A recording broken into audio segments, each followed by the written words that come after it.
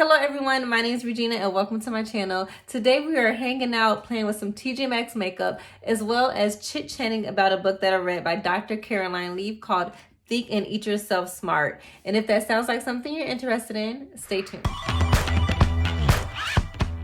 Alright, so we're going to get started now and I'm going to show you all of the products that I'm going to be using for my face that I purchased at Tjmaxx and Marshall's.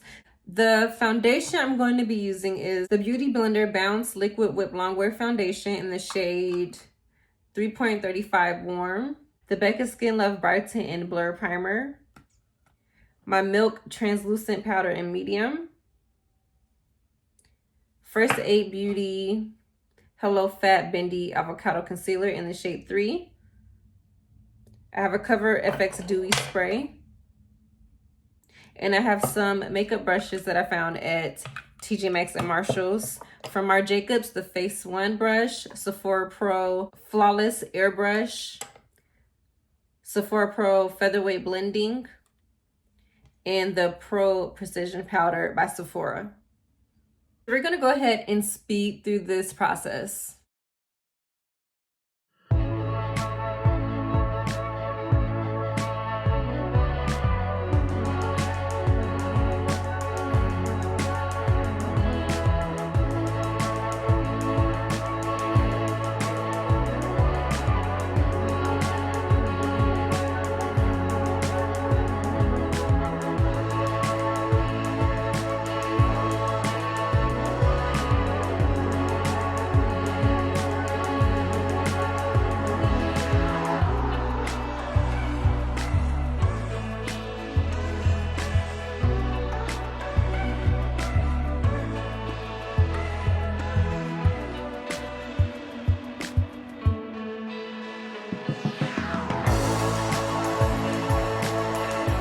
Alright guys, so I'm back and I'm just going to point out two things.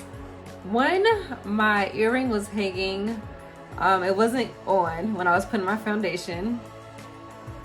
Two, you have to watch me this whole video with my brows looking like this. I'm sorry. I do apologize. So we're gonna go ahead and jump in and play with the palette that I found at Tjmaxx, which is the Venus 3 palette. I think this was like $12.99, but this is how it looks. And here is the inside. I'm not sure what I want to do. Probably I might play with this purple. We'll see. I don't have a lot of eye brushes from Tjmaxx or Marshall. I actually do have the crease brush from Marc Jacobs that I got from Tjmaxx. I bought like a few of these because I really like this brush. And let's see, I might have bought a few Sephora Pro brushes, but yeah, I think I'm just gonna stick with Marc Jacobs and Sephora Pro because I do find a lot of their brushes there. Dip into the shade right here. It's called Bliss. Let's go ahead and start talking about this book, Think and Eat Yourself Smart by Dr. Caroline Leaf. Now, one thing about Dr. Caroline Leaf is that her book is really detailed. A lot of research and studies that she likes to incorporate in her book, and it's really informative. So I do appreciate that about the book that I read. In her book, she also incorporates Bible scriptures, which I personally enjoy. I feel like her book is just meant to be informative. It's not meant to make you feel bad about how you eat or to be judgmental. This book definitely comes from a place of love and really wanting to create awareness. There is a lot of information about your body and how it functions. In the book, it talks about how there is a close relationship between your brain and your gastrointestinal tract, your GI tract, and how there are billions. Well, your gastrointestinal tract is home for billions of bacteria, and that bacteria is what influence the production of neurotransmitters. So neurotransmitters are basically chemical substances that carry information from your gut to your brain. Basically, when you're eating healthy food that's good for you, you're promoting the growth of good bacteria. You have a diet of a lot of junk food, you can hinder the production of neurotransmitters. When your neurotransmitters are in good shape, your brain receives these positive messages, and that reflects in your emotions. I'm going to deepen things up a little bit with this shade Ecstasy right here. I'm going to use the Marc Jacobs brush, the crease brush. It's definitely powdery, but that's okay. In saying that, it really just made me think about like my eating habits. Like I remember when I was in my 20s, I wasn't really eating my best, and at that point I was also working at a place where I wasn't really happy, which was Sephora. At that time, Sephora was not the place I wanted to be, not because of the company, it's just I wasn't at a place I wanted to be in my life. So I was kind of unhappy, and when I was unhappy, it was kind of reflecting it was reflecting in how I was eating. So a lot of the time I would use the phrase happy food, which was basically nothing but like junk food or food that was not, it wasn't good for me, you know, really greasy and sugary foods. But that's how I dealt with my emotions. I was eating food that was not really doing anything but just kind of making things worse. So just being honest, that's how it was.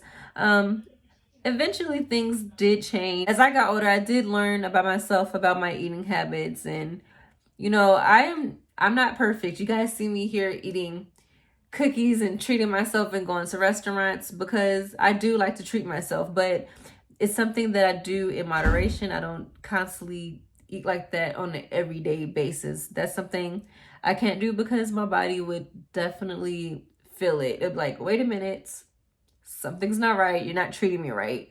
It definitely feels it. So go ahead and blend because I don't want this to be too deep. Just kind of packing it on the shade. All right, I'm gonna blend it out again. One thing I did find interesting is that she talked about marketing and how these corporations spend a lot of money on research to figure out how much fat, sugar, and salt they have to put in their product to keep people coming back. Reading this, it just really makes you want to self-examine yourself and also read more and learn more about the food industry. I was definitely a child that would go with my friends before school started and grab the chips and the chocolate and just have that for breakfast. In the book, it talks about how there are experiments being done on children, feeding them all this sugar to see when they reach their bliss point, basically when their desire for sugar is high. And reading that it's really alarming. So basically, increasing the desire for sugar is increasing the amount of sugar being sold. I'm gonna go in with this shade right here on my finger and put it on my lid. Just tap it on. She talks about making healthier choices, growing your own food, being prepared, meal prepping. It's really important to be prepared so you don't have to find yourself going out to eat. You know, I'm definitely guilty of that. All right, so I'm back, and of course, everything looks more intense. So I use this shade again in the outer corner. I mix these two shades right here and put them in the brown bone area. And that's pretty much it. I really do like this shade Paradise. It's really beautiful. I put it on the lower lash line. That's that shade right there. So my bronzer that I was going to use that I got from Tjmaxx just broke. So I have to use another bronzer that is one of my favorites. It's the Laura Mercier Bronze 4. I bought this last year. It's definitely one of my favorite bronzers. So we're going to go ahead and apply this. My Pro Airbrush brush by Sephora. Let me get into this. Definitely one of my favorite bronzers for spring and summer.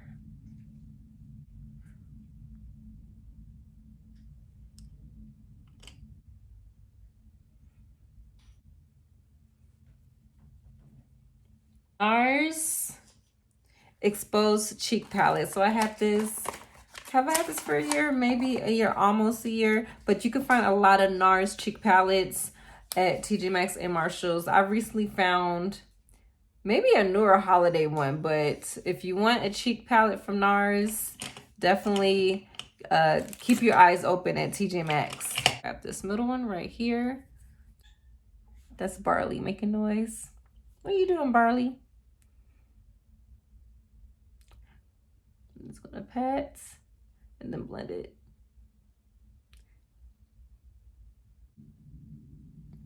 I'm gonna spray my face with the Dewy Finish Setting Spray by Cover FX.